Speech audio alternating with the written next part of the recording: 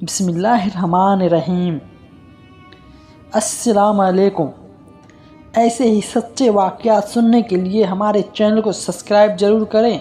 سخت گرمیوں کے دن، عرب کا تپتا صحرا، دور دراز کا سفر، بہت مشکل حالات اور قیادت تبوک کمار کا درپیش تھا۔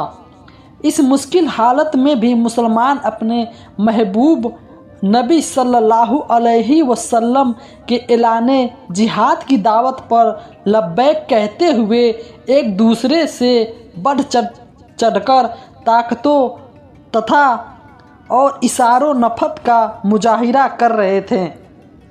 وہ اپنی جان کی پرواہ کر رہے تھے اور نہ انہیں مال و دولت اور جہل عیال کی محبت مغروب تھی۔ ایسے میں بعض مفصل اور سچے اہل ایمان بھی باوجود پیچھے رہ گئے، لیکن جب انہیں اللہ کے محبوب صلی اللہ علیہ وسلم یاد آئے اور ان کی چشم تصور میں اللہ کے پیارے نبی صلی اللہ علیہ وسلم کا حسن بے مثال منور تابع ہوا، تو وہ دنیا کی تمام سازشوں اور مربوطوں کو ٹھکراتے ہوئے سیدھے آقا صلی اللہ علیہ وسلم کے قدموں میں آ گرے۔ ایسے عاشقانہ مصطفیٰ صلی اللہ علیہ وسلم میں سے ایک جانثار صحابی حضرت ابو اسما مالک بن قیس رضی اللہ تعالیٰ عنہ تھے۔ العنہ کا نام بھی آتا ہے۔ وہ بھی باوجود بر وقت لشکر اسلام کے ساتھ کھانا نہ ہو سکے، لیکن حساب سے دماد نے انہیں جلدی رکھتے ہوئے سفر باندھنے پہ مجبور کر دیا اور وہ سیدھے جا کر حضور نبی اکرم صلی اللہ علیہ وسلم کی بارگاہ میں قدم بوسی کے لیے حاضر ہو گئے۔ ان کی روانگی کا واقعہ بڑی ہی ایمان افروز اور حکم رسول صلی اللہ علیہ وسلم کا آئینہ دار ہے۔ ان کی دو بیویاں تھیں جنہیں اللہ تعالیٰ نے بڑے حسن اور جمال سے نوازا تھا۔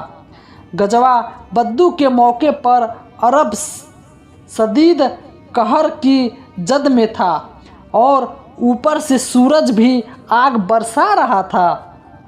انہی ایام میں جب مجاہدین اسلام تنبو کی طرف روانہ ہونے کو تھے، حضرت ابو اسما رضی اللہ تعالیٰ عنہ اپنے کھجوروں کے باغ میں آئے تو کیا دیکھتے ہیں کہ ان کی دونوں بیویاں نے باغ کے اندر اپنے صاحبینوں کو خوب اچھی طرح سے آراستہ کرتے اور پانی کے چھڑکاؤ سے خوب ٹھنڈا کر رہا تھے۔ شدید گرمی کے اس موسم میں جب ہر جور و جل عطا اللہ تک پکار رہا تھا، ٹھنڈے پانی کا وہ بھی پھر بندوبست تھا۔ علاوہ دونوں بیگم بعد خوب بن سنور کر ان کے لیے سراپا کھانا بھی تیار کر رکھے تھے اور دونوں کی یہی خواہش تھی کہ وہ اہل خیمے میں آئیں۔ جب حضرت ابو اسما رضی اللہ تعالیٰ عنہ باغ کے اندر آئے تو دروازے پہ کھڑے ہو کر دونوں بیویوں کے بناؤ سنگار کو دیکھا، ان کے زخموں کا خوب جائزہ لیا انہوں نے بلوں کی گرمی سے آرام دہ اور ٹھنڈا بنا رکھا تھا۔ اس موقع پہ حضرت ابو قیس مارا بھی اللہ تعالیٰ عنہ کے عشق کا امتحان ہوا، لیکن انہوں نے اس ظاہر اور آرزو آرام اور ایسے عشرت پر اس دائم عربی آرام کو ترجیح دی جو بارگاہ مصطفیٰ صلی اللہ علیہ وسلم میں ان کا متجر تھا۔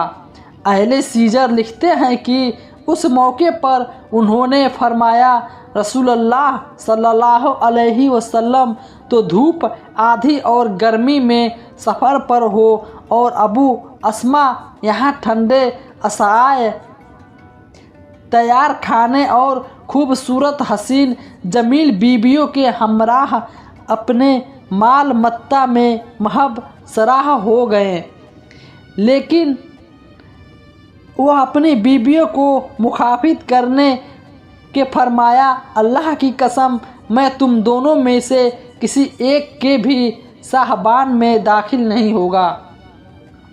यहाँ तक कि रसूल सल्लल्लाहु अलैहि वसल्लम से जा मिलूँ, लिहाजा तुम दोनों फ़ौरन मेरे लिए ज़्यादा राह का इंतज़ाम करो।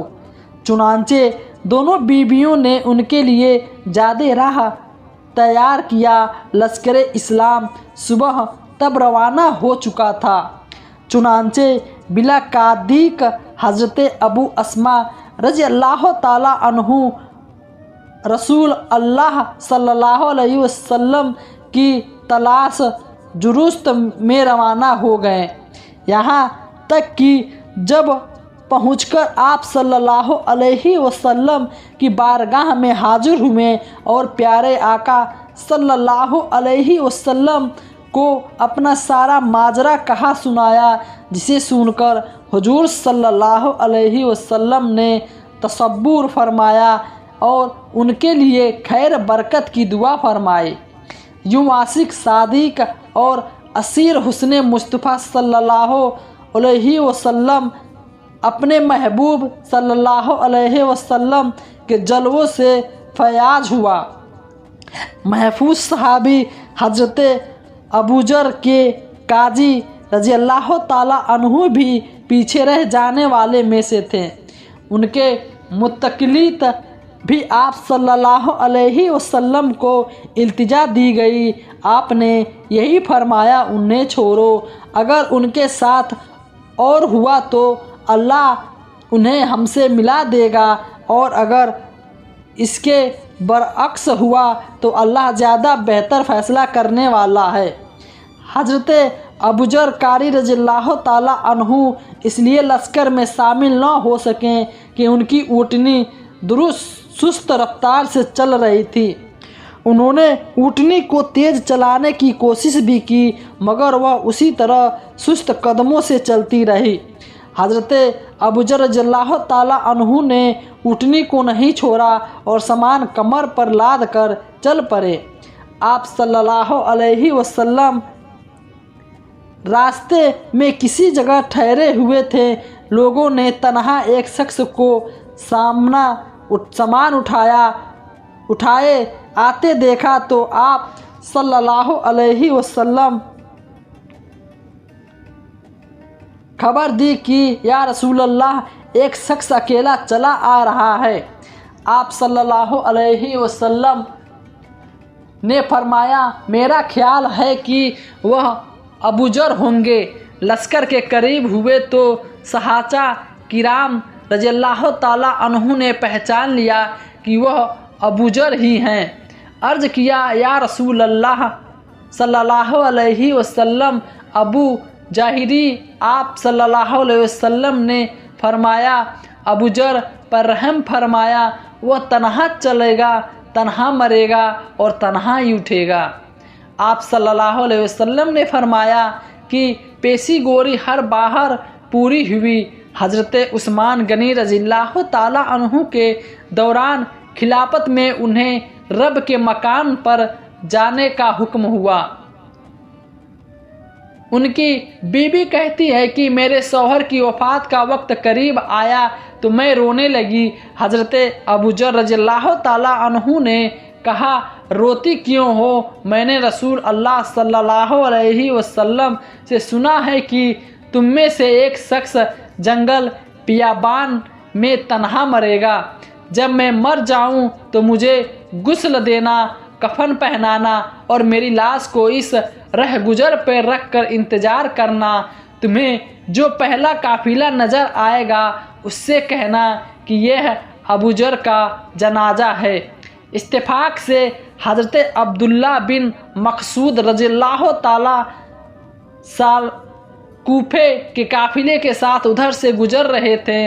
उन्होंने बताया गया कि رسول اللہ صلی اللہ علیہ وسلم کے صحابی ابوذر رضی اللہ تعالیٰ عنہ کا جنازہ ہے۔